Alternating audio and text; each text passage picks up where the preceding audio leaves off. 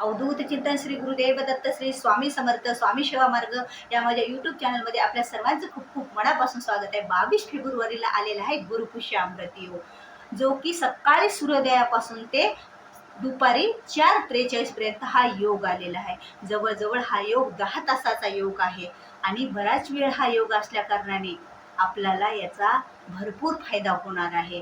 कारण गुरुवार आणि पुष्य नक्षत्र यांचा संयोग झाल्याच्या नंतर गुरुपुष्य योग आलेला असतो आणि हा गुरुपुष्य योग सर्व कार्य सिद्धीस नेणारा असतो। आपण जे काही कार्य करू, या दिवशी ज्या कार्याला सुरुवात करू त्या कार्य हे सिद्धीस निश्चितच जाणार असतात। फक्त या दिवशी आपण शुभ कार्यामध्ये लग्न हे करू शकत नाही, विवाह करू शकत नाही, बाकी आपण सर्व कार्य या दिवशी करू शकतो।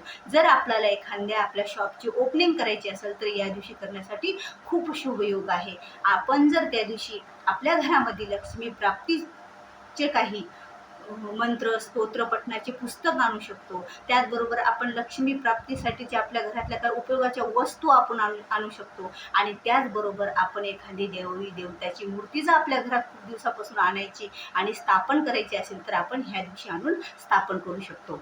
आणि कारण हा दिवस हा सर्व सिद्धी योग असल्या कारणाने या दिवसात सर्व कार्य हे सिद्धीत जातात। आणि एखादं मंत्र स्तोत्र पठण आपल्याला करायचं आणि बऱ्याच दिवसापासून ते आपल्याला आज करू उद्या करू असं होतं ना कधी, की आपल्याच्यानं मग तो मंत्र स्तोत्र पठण करण्याला आपल्याला वेळच मिळत नाही, कोणता शुभ वेळ मी बघू असं बघत असतो। तर महिलांनो, तो उद्याचा वेळ खूप मस्त आहे, म्हणजे 22 फेब्रुवारीचा गुरुपुष्य अमृतचा। त्या दिवशीपासून आपण कोणत्याही आपल्या पूजा आराधना सेवा करायला सुरू करू शकतो नव्याने, आणि जुन्यात आणखी वाढ करू शकतो। आणि हा योग खूप लक्ष्मीकारक योग असतो। या दिवशी जी लक्ष्मी मातेची आपण काही सेवा आराधना पूजा कराल त्याचं फळ आपल्याला अधिक पटीने मिळत असतं। असं म्हणतात की लक्ष्मीचा जर एक मंत्र या दिवशी म्हटला लक्ष्मी प्राप्तीचा तर आणि कोणत्याही देवतेचा तर त्याचं आपल्याला 100 पटीने फळ मिळत असतं। आणि एवढं मोठं फळ देणारा एवढा मोठा पुण्यदायी हा दिवस असतो। तर या दिवसाचा आपण नक्कीच फायदा घ्यायचा, कारण वर्षातून 3, 4 किंवा 5 वेळेला गुरुपुष्य अमृत योग असतात आणि त्या योगाचा आपण फायदा घ्यायचा असतो। कारण आपण वर्षभर कितीही लक्ष्मी प्राप्तीच्या सेवा करू, पण या दिवशीची सेवा जी कराल का त्याच्यावर लक्ष्मी माता ह्या खूप प्रसन्न राहतात, आनंदी राहतात, आपल्या घरात स्थिर राहतात आणि आपल्या घरातलं वैभव वाढण्यासाठी, आपल्या घराची ही प्रगती होण्यासाठी, आपल्या घरातील संतती संपत्ती, आपल्या घरातील ऐश्वर्यात प्रगती होण्यासाठी हा योग खूप महत्त्वाचा, खूप पुण्यदायी आणि खूप शुभ मानला जातो। तर या दिवशी काय करायचं आहे महिलांनो, आपल्याला बऱ्याच जणाला गुरुपुष्य अमृत योगावर कोणत्या सेवा कराव्या ह्या बऱ्याच जणांना माहीत आहेत, कोणते उपाय करावे हे पण माहीत आहेत। आणि मी पण बरेच माझ्या चॅनलवर जाऊन बघा, मी गुरुपुष्य अमृत योगावर काही सेवा करायचे त्या पण मी तुम्हाला बऱ्याच दिलेल्या आहेत। पण आज एक मी नवीन सेवा नवीन उपाय घेऊन तुमच्या समोर आलेली आहे, की जो गुरुपुष्य अमृत योगच्या दिवशी करायचा आहे, जो सर्व सिद्धिकारक योग आहे।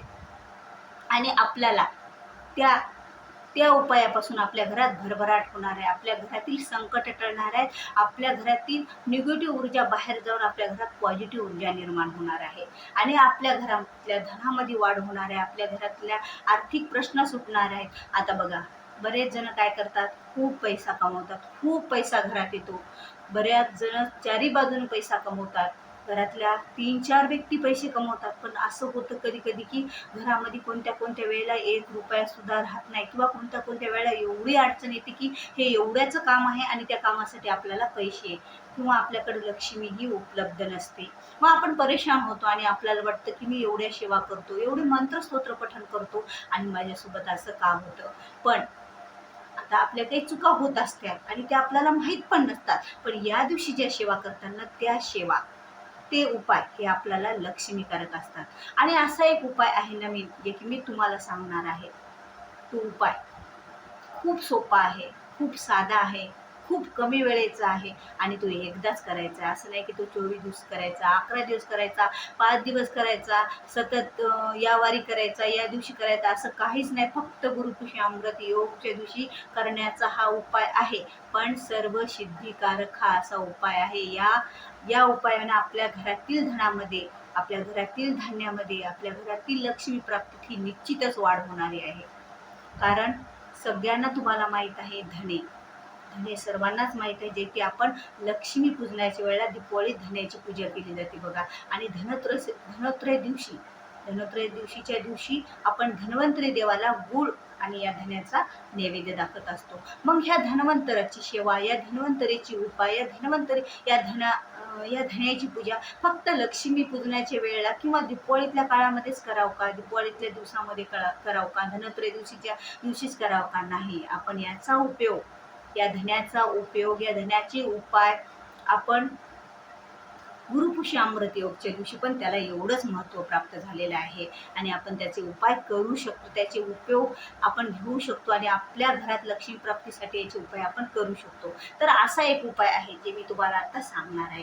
ते धन्यापासूनच तो उपाय आहे. तर आपल्याकडे धने असतील तर ठीक, नसतील तर त्या दिवशी धने खरेदी करायला, गुरुपुष्य अमृत योगच्या दिवशी धने खरेदी करणं सुद्धा खूप शुभ मानलं जातं. कारण आपल्या घरात धन आणल्यासारखं होतं.